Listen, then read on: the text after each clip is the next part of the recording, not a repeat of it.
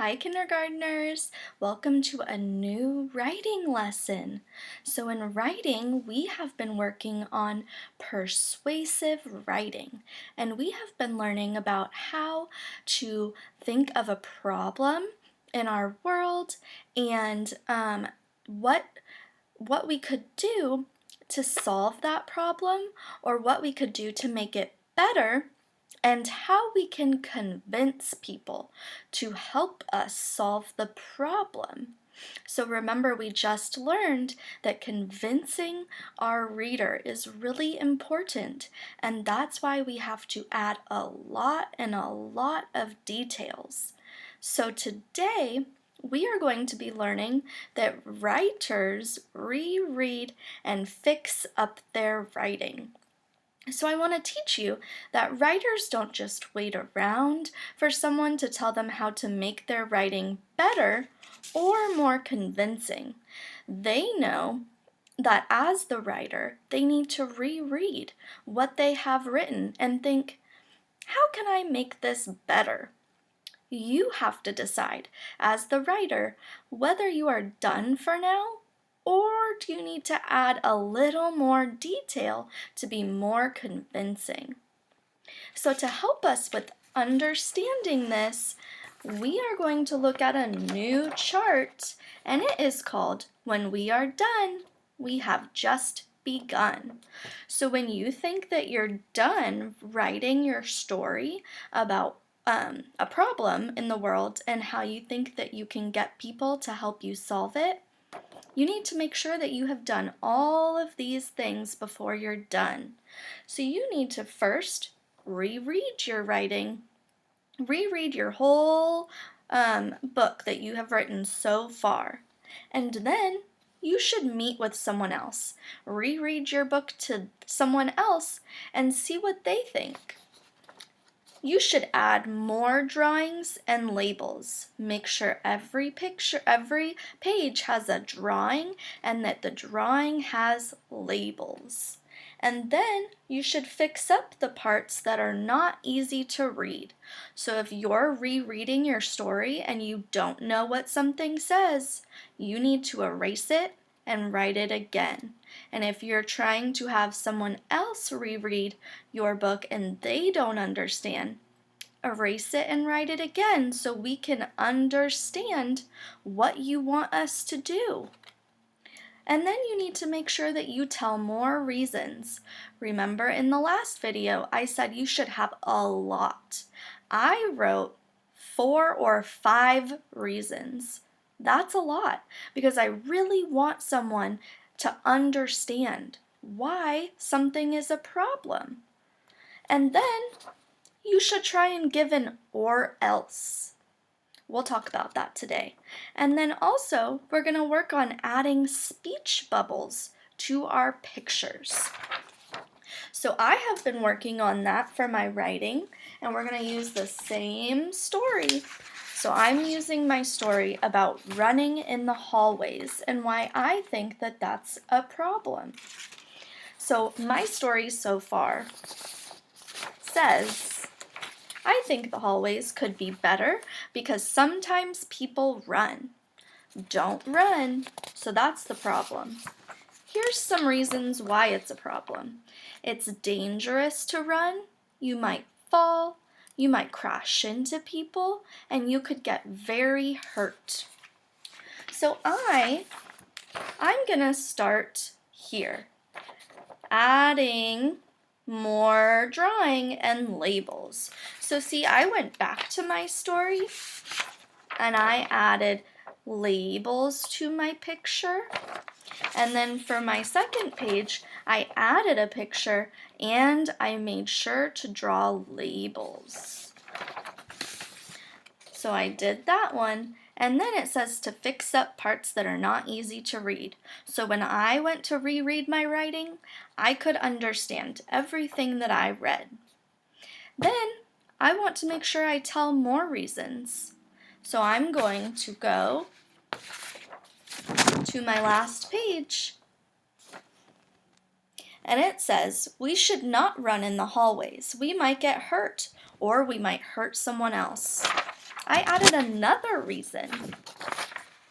And then give an or else. So let me read that sentence again. We should not run in the hallways, or else we might get hurt or hurt someone else. When you are saying or else, you are saying what could happen if you don't fix the problem.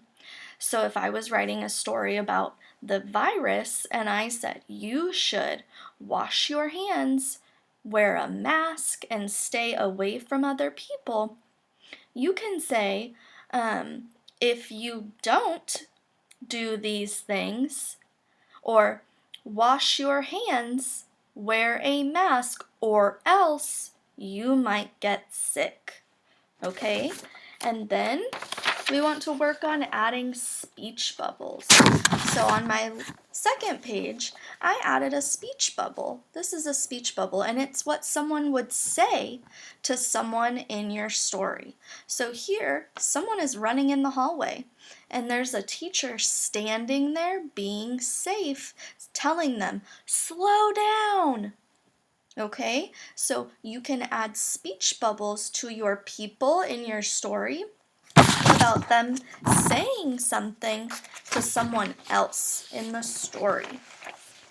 So once we have made sure that we can check off all of these items before we're done with our book, then we also want to make sure that our spelling gives writers word power.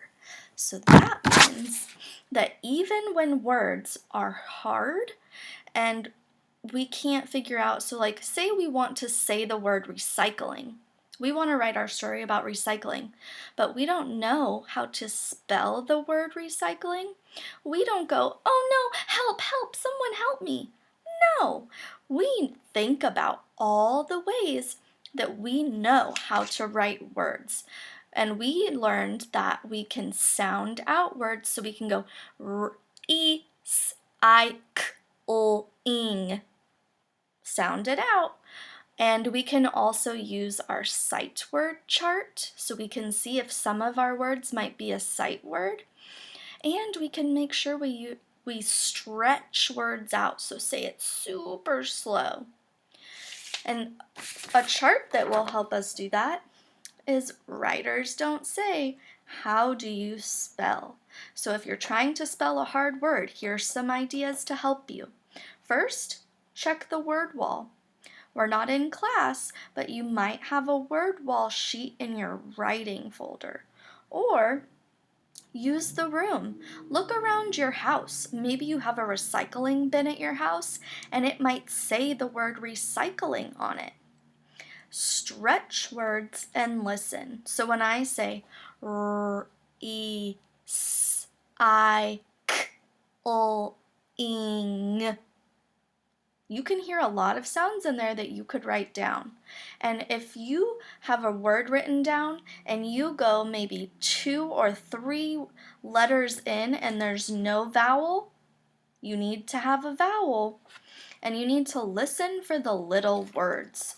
So when I say recycling, did you hear that ing at the end? And we know that that comes at the end of words. So you already know the end of the word is going to be ing. So you have a lot of ways in your very smart writing brain to spell some difficult words. I know that you guys can do it because you guys can look at these charts, you can sound out words, you can look around your house. And so for today, I want you guys to be working on 2 different things. So first, if you think you're done already with your writing, you need to go back to this chart that says, when we are done, we have just begun. And you need to make sure you have done all of these things to your story, okay?